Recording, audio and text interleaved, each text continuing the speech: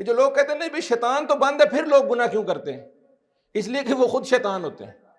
من الجنتی والناس، شیطان صرف جنوں میں سے نہیں، شیطان انسان کہ یہ گناہ کر کر کے یہ شیطان کے پیچھے چل چل کر خود شیطان بنا پڑا ہے، اس کو کسی خارجی شیطان کی ضرورت نہیں تھی، اس کے اپنے اندر شیطان گھسا ہوا ہے، یہ تو خود شیطان ہے۔ جس بندے کا تو یہ خیال ہے کہ میں رمضان سے میکسیمم آؤٹ پٹ لوں، تقوی حاصل کر لوں، اصل مقصد اپنی نیکیوں کا کون سی نہیں ہو پا رہی ان کو لکھ لے تو بہت اچھی بات ہے، نہ لکھے تو ذہن میں ترتیب بنا لے کہ یہ نیکیاں یار بڑے عرصے سے سوچ رکھا تھا، یہ کرنا نہیں ہو پا رہا تھا، اس رمضان میں اوکھے سوکھے ہو کر میں نے یہ کام کر گزرنا ہے۔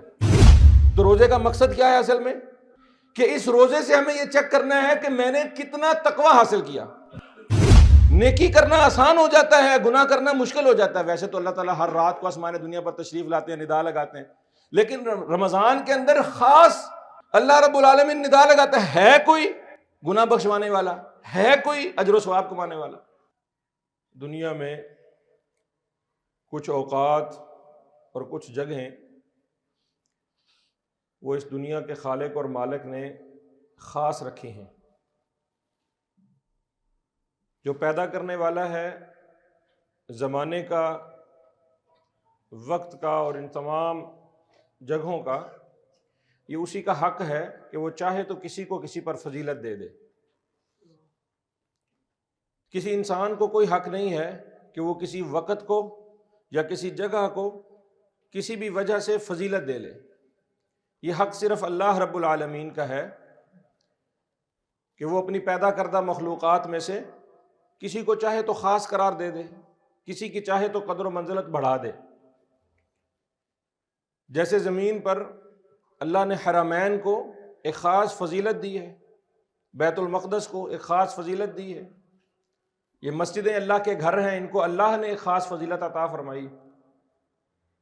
ذی الحجہ کے ایام آتے ہیں، یوم عرفہ کا دن ہے، عیدین کے دن ہے، جمعہ کے دن ہے، ان اوقات کو، ان ایام کو اللہ نے بابرکت بنایا ہے، اللہ نے ان کو فضیلت دی ہے۔ راتوں میں لیلۃ القدر کو فضیلت دی ہے۔ اسی طرح مہینوں میں اللہ رب العالمین نے رمضان کے مہینوں کو، رمضان کے مہینے کو باقی تمام مہینوں پر ایک فضیلت دی ہے۔ ہم عادی ہیں اپنی خود ساختہ فضیلتوں کے۔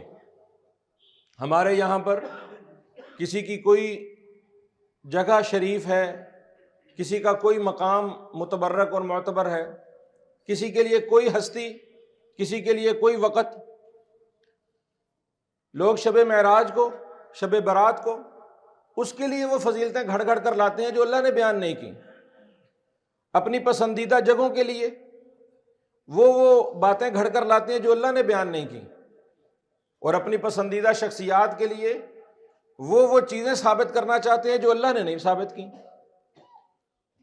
بس یہ بات سب سے پہلے عقیدے میں جاننا ضروری ہے کہ کسی شخص کو، کسی جگہ کو یا کسی وقت کو، دن یا رات کے کسی بھی حصے کو، اگر کوئی خاص مقام فضیلت حاصل ہے تو وہ صرف اللہ کا حق ہے کہ وہ بتائے کہ یہ چیز باقی دنوں کی نسبت زیادہ فضیلت والی۔ رسول اللہ صلی اللہ علیہ وسلم، صحابہ فرماتے ہیں کہ رمضان سے پہلے جو جمعہ آیا، اس جمعہ میں آپ صلی اللہ علیہ وسلم نے خطبہ ارشاد فرمایا۔ تو یہ رسول اللہ صلی اللہ علیہ وسلم کی سنت مبارکہ ہوئی کہ رمضان سے پہلے آپ صلی اللہ علیہ وسلم جو خطبہ ارشاد فرماتے، اس میں لوگوں کو یہ بتاتے، یا ایھا الناس، لوگو، قد اضلکم شہر عظیم، تمہارے اوپر ایک بڑا مبارک، بڑا عظیم مہینہ سایہ فگن ہونے والا ہے۔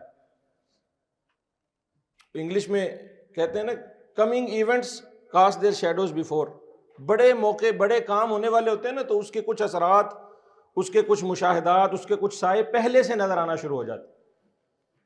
تو آپ صلی اللہ علیہ وسلم لوگوں کو رمضان سے پہلے اس بات کی تلقین اور اس کی تیاری، اس کی طرف توجہ دلانا شروع کر دیتے کہ ایک بڑا عظیم، ایک بڑا مبارک مہینہ آنے والا ہے۔ اور ہم دیکھتے ہیں کہ واقعتاً یہ مہینہ بڑا مبارک ہے۔ برکت کیا ہوتی ہے کہ کسی کام کو کرنے کا مقصد پورا ہو جائے، اس کے اندر وسعت آ جائے، اس کے اندر توفیق حاصل ہو جائے۔ کھانا کھانا، بابرکت کھانا کون سا ہے کہ جب میں وہ کھانا کھاؤں آسانی سے کھایا جائے، آسانی سے ہضم ہو جائے، نقصان دہ نہ ہو؟ اس کا مطلب ہے کھانا میرے لیے برکت والا ہوا۔ اگر وہ کھانا کھانے میں، اس کھانے کو کمانے میں، اس کو ہضم کرنے میں، یا اس کو کھانے کے بعد وہ جسم میں بیکٹیریا بنتا ہے، زہر بنتا ہے، پوائزن بنتا ہے، تو وہ کھانا برکت والا نہیں ہوا، اس کھانے نے میرے لیے فساد پیدا کیا۔ اب رمضان کی برکت کتنی ہے کہ رمضان میں وہ کام جو بندہ سارا سال نہیں کر پاتا وہ کرنے آسان ہو جاتے ہیں۔ وہ غریب اور مسکین لوگ جو سارا سال پھل نہیں کھا سکتے، رمضان کی برکت سے اللہ ان کو بھی پھل فراہم کر دیتا ہے، اگرچہ کتنے مہنگے ہو جاتے ہیں، یہ رونا دھونا اپنی جگہ پر، لیکن تقریباً ہر شخص کو پھل کھانا میسر آ جاتا ہے۔ وہ لوگ جو سارا سال روزہ نہیں رکھ پاتے، باوجود کوشش کے رمضان میں روزہ رکھنا آسان ہو جاتا ہے۔ اگر ویسے دیکھا جائے تو نہیں رکھا جاتا۔ ابھی جمعہ شروع ہو گیا ہے، آدھی مسجد بھی نہیں بھری، لیکن رمضان میں یہ مسجد پوری بھری ہوگی، توفیق مل جاتی ہے، آسان ہو جاتا ہے، کیونکہ اللہ رب العالمین اس مہینے کے اندر رسول اللہ صلی اللہ علیہ وسلم نے فرمایا صفدت الشیاطین، شیطان اللہ تعالیٰ باندھ دیتا ہے۔ ایک رحمان کا کاؤنٹر ہے، ایک شیطان کا کاؤنٹر ہے۔ شیطان کا کاؤنٹر بند ہو جاتا ہے، اللہ کا کاؤنٹر کھلا ہے، رحمان کا کاؤنٹر کھلا ہے۔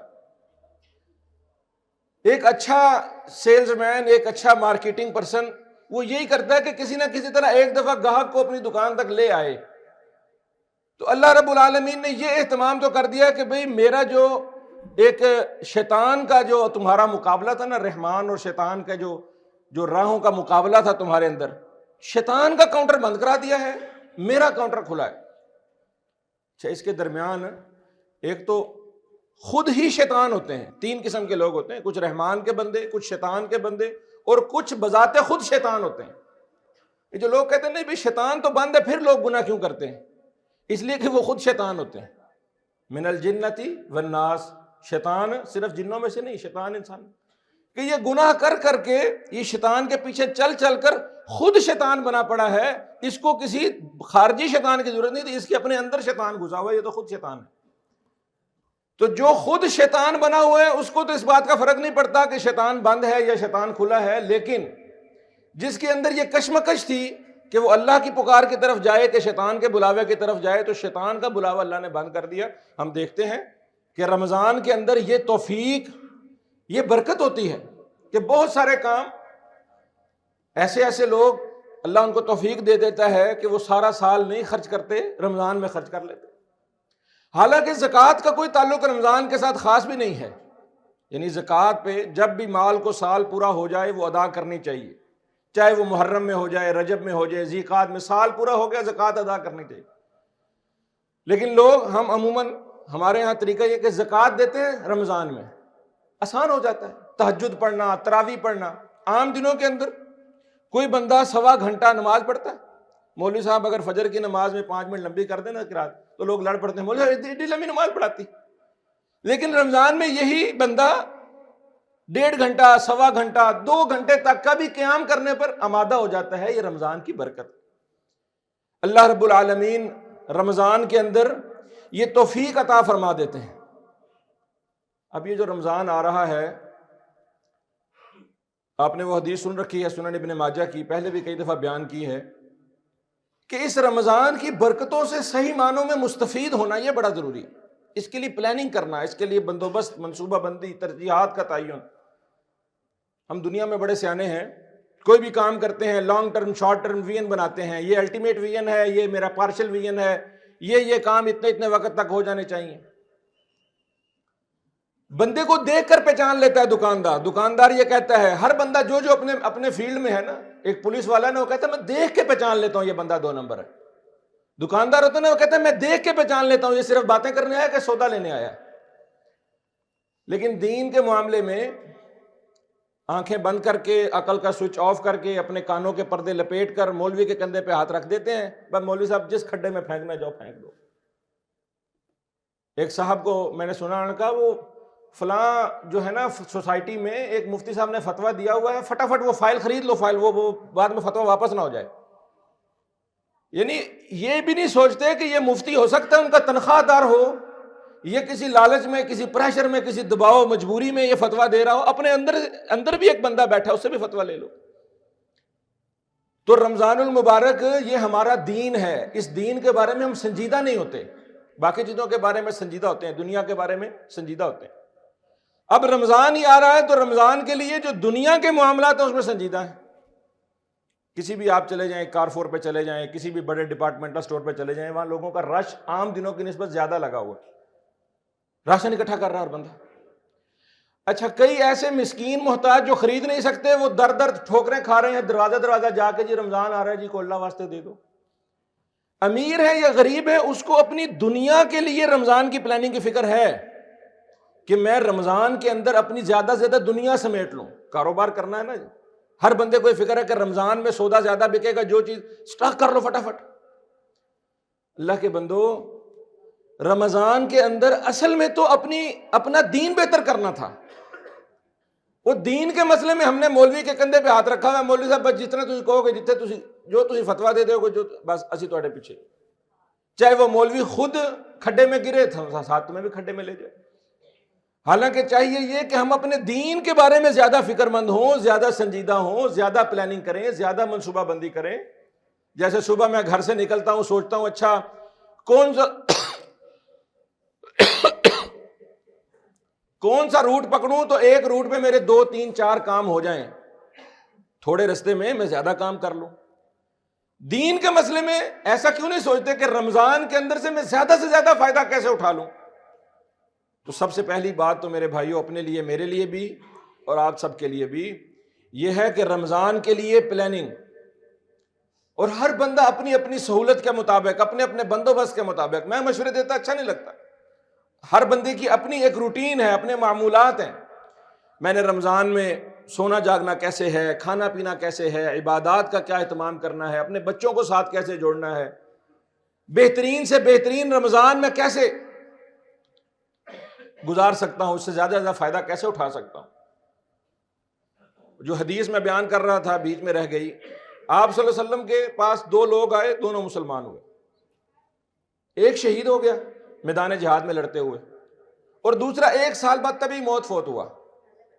ایک دوسرے شخص نے ان کے بارے میں خواب دیکھا کہ یہ جو طبعی موت فوت ہوا ہے، یہ جو بستر پہ فوت ہوا ہے، اس کا جنت میں درجہ اس شہید سے زیادہ ہے۔ تو نبی صلی اللہ علیہ وسلم کے پاس آیا، کہا جی میں نے ایسا ایسا خواب دیکھا ہے، وہ فلاں بندوں کے بارے میں آپ جانتے ہیں نا، وہ دونوں آئے تھے، اکٹھے اسلام قبول کیا تھا، وہ فلاں شخص شہید ہو گیا۔ شہید کا کتنا مقام اور کتنا مرتبہ ہے؟ رسول اللہ صلی اللہ علیہ وسلم نے فرمایا اللہ تعالیٰ نے جنت میں 100 منزلہ ٹاور بنایا ہے، ان فی الجنت 100 درجہ، 100 منزلہ اللہ نے ایک پلازا بلڈنگ، اور ہر منزل کے درمیان زمین آسمان کے برابر فاصلہ ہے، ایسی عالی شان بلڈنگ، اور شہید کے لیے اس میں سب سے اوپر والا درجہ ہے، پینٹ ہاؤس شہید کے لیے، روف ٹاپ، یہ درجہ ہے شہید کا۔ اچھا، اب یہ شہید کے درجے سے ایک بندہ بڑھ گیا ہے، اور وہ شہید بھی نہیں ہوا، بستر پہ فوت ہوا ہے۔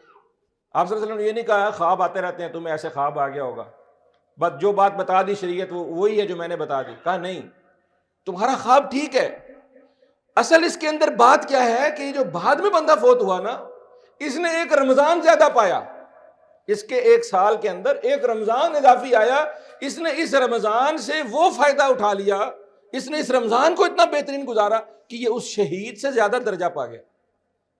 تو میرے بھائیوں، ہم میں سے ہر شخص کو یہ فکر کرنی چاہیے کہ ہمارا بھی یہ رمضان اتنا ہی اعلیٰ، اتنا ہی اچھا، اتنا بہترین گزر جائے کہ ہم کسی اچھے درجے پر اللہ کے ہاں قرار پائیں۔ 3 باتیں، بنیادی نکات جو ہمیں رمضان کے اندر زیر غور رکھنے۔ جیسے میں نے عرض کیا کہ ایک ہمارا زندگی کا پورا مقصد حیات ہے، ایک بڑا ویژن ہے زندگی کا، وہ کیا ہے؟ وما خلقت الجن والانس الا لیعبدون، روزی روٹی کمانا، دوڑ دھوپ کرنا، باقی سارے کام کرنا، یہ مقصد حیات نہیں ہے، یہ تو ضرورت ہے، زندہ رہنا ہے تو کچھ نہ کچھ کھانا کمانا پڑے گا، ضرورت ہے۔ مقصد حیات تو اصل میں عبادت ہے، اللہ کی عبادت۔ اب اس بڑے مقصد کے اندر چھوٹے چھوٹے پارشل مقاصد آتے ہیں، جیسے رمضان آیا، اس رمضان کا خاص مقصد کیا ہے؟ پہلا نقطہ، یا ایھا الذین آمنوا کتب علیکم الصیام کما کتب علی الذین من قبلکم، کیا ہے آگے؟ ساروں کو تقریباً یہ زبانی یاد ہے، لعلکم تتقون. تقوی. روزے رکھو کوئی نئی بات نہیں ہے، پہلے بھی لوگ رکھتے تھے، پچھلی امتوں کو بھی میں نے یہ روزے رکھوائے. اے ایمان والو، یہ روزے پچھلی امتوں کو بھی رکھوائے، تمہیں بھی رکھواؤں گا تاکہ تم متقی بن جاؤ، پرہیزگار بن جاؤ، اللہ سے ڈرنے والے بن جاؤ. اچھا، اللہ تعالیٰ یہاں کہہ سکتے تھے کہ الٹیمیٹ رزلٹ ہے جنت میں چلے جاؤ، روزے رکھو تاکہ تم جنت میں چلے جاؤ. جنت میں جانے کے لیے تو مرنا پڑے گا، اور مرنے کے بعد پتہ چلا کہ روزے قبول نہیں ہوئے تھے، جنت نہیں ملی، تو واپس نہیں ہو سکتا. لہذا اللہ تعالیٰ نے وہ مقصد نہیں بتایا کہ روزے رکھو تم جنت ملے گی. ہاں وہ بھی ملے گی ساری عبادات سے اصل مقصد، لیکن ابھی فوری طور پر جس چیز کو تم محاسبہ کر سکتے ہو وہ کیا ہے. اچھا، اللہ نے یہاں یہ بھی نہیں کہا کہ روزے رکھو تمہیں صحت ملے گی. کتنے فائدے ہیں. تو آپ سائنس کا دور ہے، کتنے ہی لوگ ہیں، بھرا پڑا ہے یوٹیوب بھی، سارا میڈیا بھرا پڑا ہے، لوگ بڑے لیکچر بھی دیں گے، آپ بڑی باتیں سنیں گے. روزے سے کینسر کا علاج ہوتا ہے، روزے سے موٹاپے کا علاج ہوتا ہے، ڈپریشن کا علاج ہوتا ہے، روزہ فلاں فلاں فلاں فلاں بیماریوں کا بھی علاج ہے. روزے کی اتنی حکمتیں، اتنے فوائد ہیں، کتنا کچھ ہے بھرا پڑا. اللہ تعالیٰ یہ کہہ سکتے تھے کہ روزے رکھو تمہاری صحت اچھی ہو جائے گی، لیکن اللہ تعالیٰ نے نہیں کہا. کیوں کہ اس کے اندر بھی فساد ہے. اگر ایک بندے کو اس کا فوری رزلٹ مل جائے، جیسے آدم علیہ السلام کے بیٹا قربانی قبول ہوگی، فوری پتہ چلا قربانی قبول ہوگی، حسد اس نے قتل کر دیا، تیری قبول ہوئی میری کیوں نہیں قبول ہوئی. نہ تو اللہ تعالیٰ نے اس کو آخرت پہ ڈالا کہ روزے کا نتیجہ آخرت میں تمہیں جنت ملے گی، نہ اس کو فوری کہا کہ تم روزے رکھو گے صحت مند ہو جاؤ گے، چیک کر لینا. نہیں، تم متقی بن جاؤ گے. صرف تم ہی چیک کر سکتے ہو، کوئی دوسرا بندہ تمہارے اوپر یہ چیک نہیں لگا سکتا کہ تمہارا روزہ کیسا گزرا. صرف تم ہی اپنے آپ کو چیک کرو، تمہارا اندر تقویٰ کہاں ہوتا ہے. رسول اللہ نے تقویٰ ہا ہونا و اشار الی صدری، تقویٰ یہاں ہوتا ہے، یہاں 3 دفعہ آپ نے اشارہ کیا. التقویٰ ہا ہونا، التقویٰ ہا ہونا، التقویٰ ہا ہونا. تقویٰ یہاں ہوتا ہے بھائی، یہاں ہوتا ہے. تقویٰ کسی کو بندہ، کسی دوسرے کو بندہ نہیں دکھا سکتا، اپنے آپ کو بندہ پوری طرح دکھا سکتا ہے کہ میرے اندر کتنا تقویٰ ہے. بندہ اس کو ناپ سکتا ہے، تول سکتا ہے، پورا حساب لگا سکتا ہے. تو روزے کا مقصد کیا ہے اصل میں؟ پہلا نقطہ کہ اس روزے سے ہمیں یہ چیک کرنا ہے کہ میں نے کتنا تقویٰ حاصل کیا. اچھا، آپ سوچیں گے، آپ پوچھیں گے اچھا مولوی صاحب یہ کیسے میں چیک کروں میں نے تقویٰ کتنا، میرا کتنا گریڈ بڑھ گیا تقوی کا. آج گنتی کر لیجئے کون کون سی نیکیاں ہیں جن کو کرنے میں مجھے مشکل پیش آتی ہے. کون کون سی نیکیاں جو میں کرنا چاہتا ہوں، ارادہ رکھتا ہوں، نہیں کی جا رہی. بڑے عرصے سے میں نے سوچ رکھا ہے میں یوں کروں گا یوں کروں گا، نہیں ہو پا رہی. اگر تو وہ نیکیاں کرنے میں مجھے کوئی آسانی مل گئی ہے، توفیق مل گئی، وہ نیکیاں میں کرنے لگ گیا ہوں، تو مطلب تقویٰ بڑھ گیا. کون کون سے وہ گناہ ہیں جن کے مجھے بڑا مزہ آتا ہے، میں چھوڑنا چاہ رہا ہوں اور ساتھ راہ سے چھوڑ نہیں پا رہا. کون کون سی میری غلطیاں جو چھوٹ نہیں رہی، اس رمضان میں وہ چھوڑ دوں، اس کا مطلب ہے تقویٰ کے اندر میرا درجہ بڑھ گیا. اپنی غلطیاں نظر نہیں آتی. ہم میں سے اکثر کو، مجھے بھی، دوسروں کے گناہ زیادہ نظر آتے ہیں، اور ہم اپنے لیے عذر کیا تلاش کرنے کہتے ہیں لے میں 5 پڑھنا ہے تو 5 نہیں پڑھتا نمازہ، میں تو یہ بھی کرتا ہوں، ساری دنیا یہ کرتی ہے وہ کرتی ہے، جی ہم تو پھر بڑے اچھے ہیں. نہیں بھائی، اللہ تعالیٰ نے دوسرے بندے کو دے کر تمہیں نہیں بخشنا، تم نے اپنا نام آیا مال اللہ کے سامنے رکھنا. اگر آپ کو اپنی غلطی نہیں سمجھ آ رہی نا، آپ کو اپنے گناہ سمجھ نہیں آ رہے، بیوی سے پوچھ لیں. جو شادی شدہ ہیں بڑا آسان حال ہے، اپنی بیوی سے پوچھ لیں، ہاں بیگم صاحبہ ذرا بتائیے گا آپ مجھ میں کیا کیا کمیاں پاتی. اچھا چلو کسی کی شادی نہیں ہوئی نا، اپنے دوستوں سے پوچھ لو، یار بتانا ذرا میرے اندر تم کون کون سی ایسی خرابی پاتے ہو. سب سے زیادہ تنقید، سب سے زیادہ گہری نظر دوستوں کی ہوتی ہے نا بندے کے اوپر. اپنے ملازموں سے پوچھ لو، کسی کے پاس کوئی دفتر میں کام کرتا ہے، کوئی آفس میں جاب کرتا ہے، کوئی بزنس کرتا ہے، اپنے ملازموں سے، اپنے کولیگ سے پوچھ لو. اور رسول اللہ صلی اللہ علیہ وسلم کی حدیث ہے، آپ صلی اللہ علیہ وسلم جس بندے کے بارے میں اس کے گھر والے گواہی دے دیں یا اس کے ملازم گواہی دے دیں یہ اچھے اخلاق والا ہے، نیک متقی، اس کا مطلب ہے اوکے رپورٹ ہے، یہ بندہ واقعی ٹھیک ہے. جو مجھے جانتے نہیں ہیں، باہر ادھر ادھر کے لوگ ہیں، ان کے سامنے تو میں اچھا بنا ہی رہوں گا. وہ تو مجھے جو جانتے جو نہیں ہے، جو مرضی رائے کا ہے.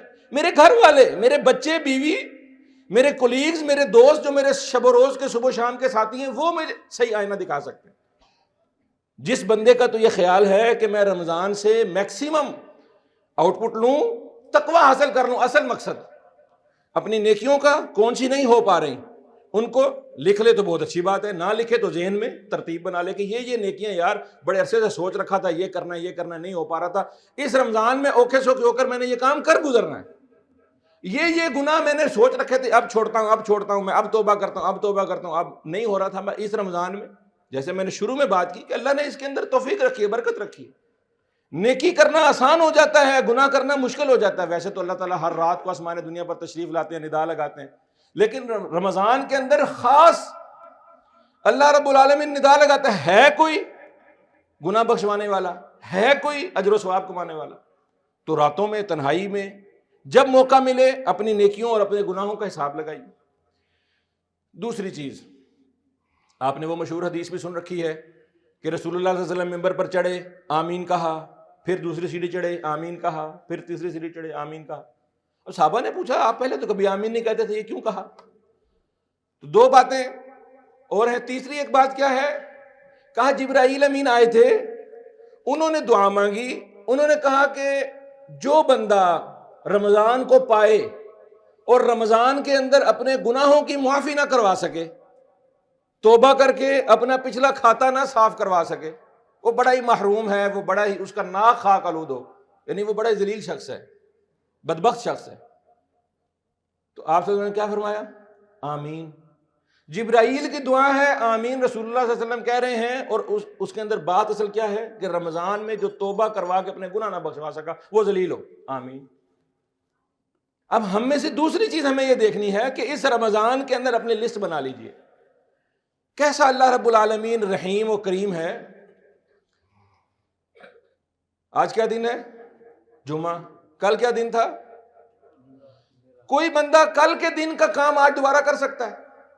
بچوں کے پیپر ہو رہے ہیں آج کل سکولوں کے اندر، عموماً بچہ پیپر دے کر آ گیا، گھر آ کے اس کو یاد آیا کہ میرا کل پیپر غلط ہو گیا تھا، جا کے اس ٹیچر کو کہے سر پلیز ذرا وہ پیپر دیجیے گا، میں نے ایک سوال غلط، میں اس کو سیدھا کر لوں۔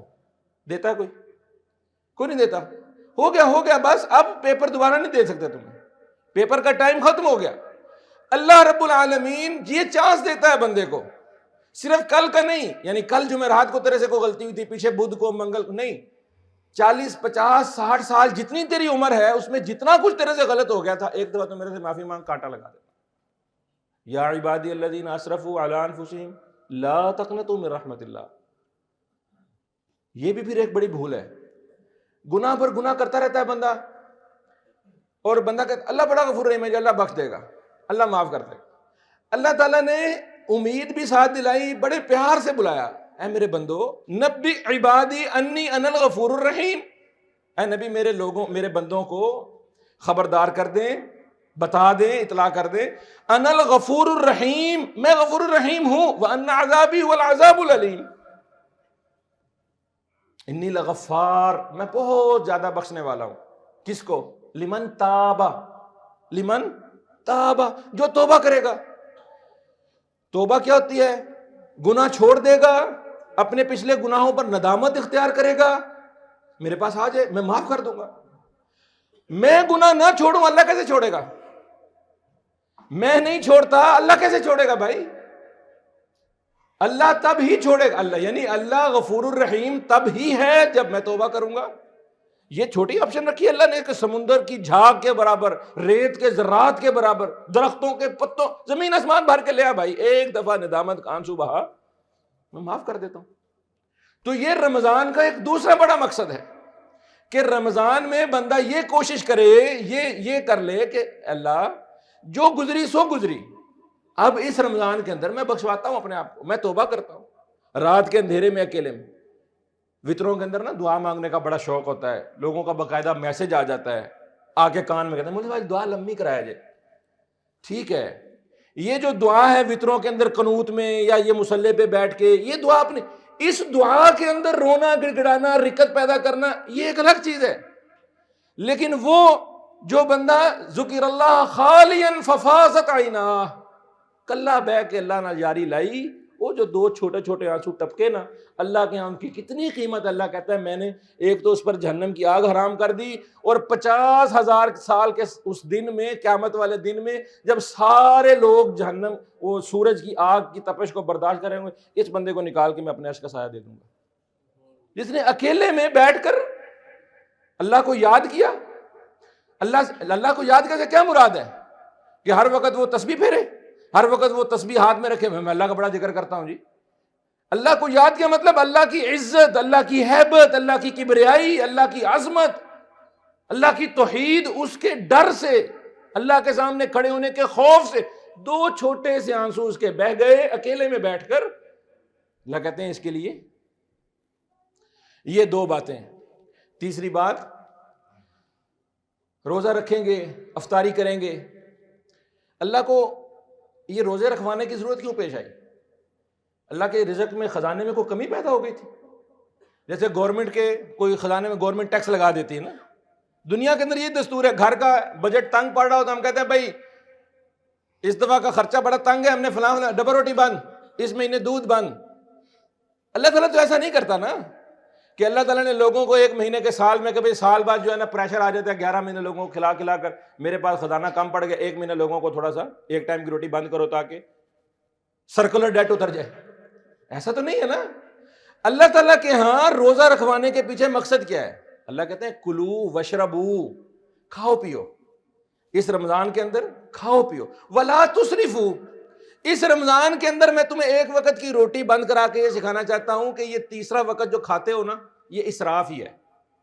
بندے کو روٹی 2 وقت کی کافی ہو جاتی ہے, پیٹ بھرنے کو, کمر سیدھی رکھنے کو 2 وقت کی بھی کافی ہے. ہم تو 5 وقت کھاتے ہیں, ناشتہ, دوپہر کا کھانا, رات کا کھانا, درمیان میں برنچ آ جاتا ہے, پھر درمیان میں ٹی ٹائم آ جاتی ہے, پھر لیٹ نائٹ جو ہے نا وہ کچھ نہ کچھ سنیکس ٹائم آ جاتے ہیں بیچ میں.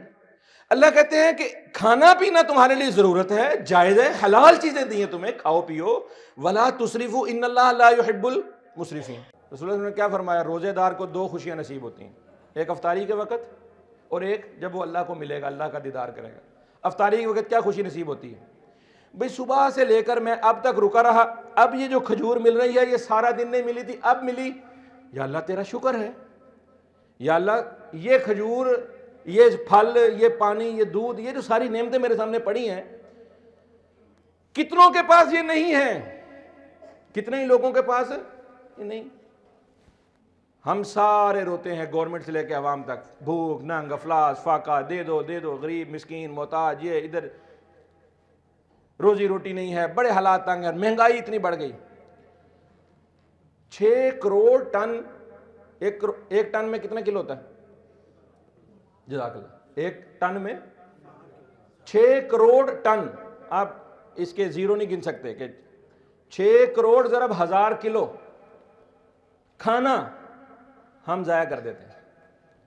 حیدرآباد, کراچی اور جو پاکستان کے جو 6 بڑے شہر ہیں نا, 6 بڑے شہروں کی جو آبادی ہے, اس آبادی کو ہم بھوک سے جو ہے وہ بالکل پاک کر سکتے ہیں اگر وہ کھانا جو ہم ضائع کرتے ہیں نا وہ ضائع نہ کریں. شادی ہو, افطاریاں ہوں, یا عموماً ہماری زندگی ہو, 2 بھائی بیٹھے ہیں, سگے بھائی, 2 پلیٹ میں بیٹھے ہیں, ایک بھائی نے بوٹی کو ہاتھ لگا دی, اس میں تھوڑی سی بوٹی توڑ لی, دوسرا بھائی اس کو کھاتا نہیں. کیا ہے یہ, اس میں چھوت کی بیماری تھی, یہ حرام ہو گئی تھی کیا؟ اس نے عادت میں نہیں کھاتا. بلا وجہ کا فیشن بنایا ہوا, بوتل پیتے ہیں, 2 سپ لگا کے بوتل رکھ دیتے ہیں, نہ کوئی دوسرا پیتا ہے نہ خود ختم کرتا ہے, فیشن ہے. 2000 روپے سلامی دے دی شادی کے اندر, تو اب پلیٹ بھر لے گا, کھانا نہیں کھانا, بھر لیا. یہ رمضان کی ایک دوسری پریکٹس ہے, اتنا کھاؤ جتنا تمہاری ضرورت ہے, اتنا ورتو جتنا تمہاری ضرورت ہے, اور جب کھانے پر بیٹھو تب ساتھ شکر ادا کرنا ہے. ہمارے ہاں روٹین کیا ہے؟ روٹی زیادہ بنا لو تھوڑ نہ جائے. مشہور محاورہ ہمارے ہاں کیا, جب بھی کوئی پروگرام ہو, پارٹی, دعوت ہو, تقریب ہو, زیادہ بنا لو تھوڑ نہ جائے. اسلام کیا کہتا ہے؟ تھوڑا بنا لو زیادہ کو پورا ہو جائے گا. رسول اللہ نے کیا فرمایا؟ 1 بندے کا کھانا 2 کو, 2 کا 4 کو, 4 کا 8 کو کافی ہوتا ہے. ایمان ہی نہیں, یقین ہی نہیں. میں بھی ایسے ہی کرتا تھا, کوئی دعوت ہونی نا تو گھر میں کھانا زیادہ بنا, ہمیشہ بڑھ جاتا تھا. 4 بندے مہمان آ رہے ہیں, میں 2 بندوں کا کھانا بناتا ہوں, الحمدللہ کبھی کم نہیں ہوا. آپ تجربہ کر کے دیکھ لیں. یہ الحمدللہ ہمارے یہاں سحری ڈرائیو ہوگی, افطاری سحری کا دسترخوان چلے گا. 6000 بندے کا کھانا بناتے ہیں ہم, کھاتا 12000 بندہ ہے. صحیح سٹیٹسٹکس دیں نا تو جو کھانا ہم 300 بندے کی افطاری بناتے ہیں نا, کھاتے 500 لوگ ہیں, ہم 300 کی بناتے ہیں, خرچہ اتنا. لوگ مجھے پوچھتے ہیں یار آپ کا سحری کا خرچہ کتنا آتا ہے؟ میں 25 روپے ایک بندے کا. 25 روپے ایک بندے کا؟ ہاں یار یہ 25 روپے وہ آتا ہے جو ایک بندے کا آتا ہے, لیکن یہ کھاتے 2 لوگ ہیں. ہم جب تقسیم کرتے ہیں کھاتے 2 لوگ ہیں. برکت رکھی اللہ نے. لیکن کھانے پینے کے اندر سارا سال ہماری روٹین کیا بنی ہوئی ہے؟ اور آؤ, اور آؤ, اور لے آؤ, اور کھاؤ. بھائی اپنا افطاری کا دسترخوان چھوٹا، اپنا سحری کا دسترخوان چھوٹا. اللہ نے اس بھوک مقصود نہیں تھا، یہ نہیں ہے کہ تم کمزور ہو جاؤ، ماڑے ہو جاؤ، اس لیے اللہ تعالیٰ نے صوم وصال سے منع کیا. رسول اللہ صلی اللہ علیہ وسلم نے، حضرت عبداللہ ابن عباس نے رسول اللہ صلی اللہ علیہ وسلم اجازت لی. آپ صلی اللہ علیہ وسلم روزہ رکھتے تھے روزانہ، بلکہ آپ صلی اللہ علیہ وسلم تو 8 پیرا روزہ جس کو ہم کہتے ہیں نا، 8 پیرا رکھ لیتے تھے، مہینہ مہینہ. ایک کھجور کھاتے تھے، افطاری کر لیتے تھے، صبح پانی پیتے تھے، سحری کر لیتے تھے، صبح سحری میں کھجور کا ہی پانی پی لیا. تو سیدنا عبداللہ ابن عباس نے پوچھا اللہ کے نبی میں بھی ایسا روزہ رکھ لوں؟ کہا نہیں، تم نے ایسا روزہ رکھو. یہ جو تم لگاتار روزہ رکھو گے نا، اس سے تم کمزور ہو جاؤ گے، بیمار ہو جاؤ گے. زیادہ سے زیادہ رکھنا ہے تو تم داؤدی روزہ رکھ لو، داؤد علیہ السلام والا روزہ رکھ لو. کیا وہ ایک دن رکھتے تھے، ایک دن چھوڑتے تھے.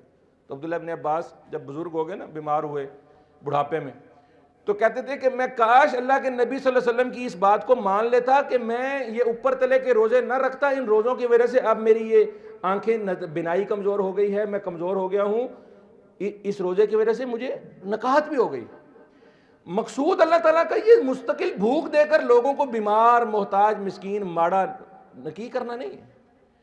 کھاؤ، سحری بھی کھاؤ، بلکہ لازمی کھاؤ. بغیر سحری کے کھانے کی تو روزے کی برکت نہیں ہے. کیا فرمایا رسول اللہ صلی اللہ علیہ وسلم نے؟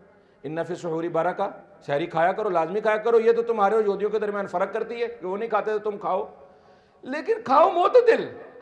افطاری کے وقت جب تمہارا سارا دن خالی پیٹ ہوگے نا، بھوک لگی ہوگی. ایک بھوک سے تڑپتا بچہ جب ماں سے روٹی کی طلب کرے تو اس کے مانگنے میں بھی ایک لجاجت ہوگی نا، اور ماں کو ترس بھی زیادہ آئے گا.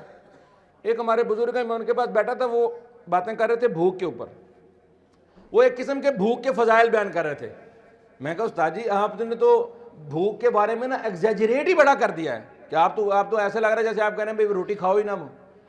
کہتے ہیں فرعون خدائی کا دعویٰ نہ کرتا اگر اس کو بھوک ملی ہوتی.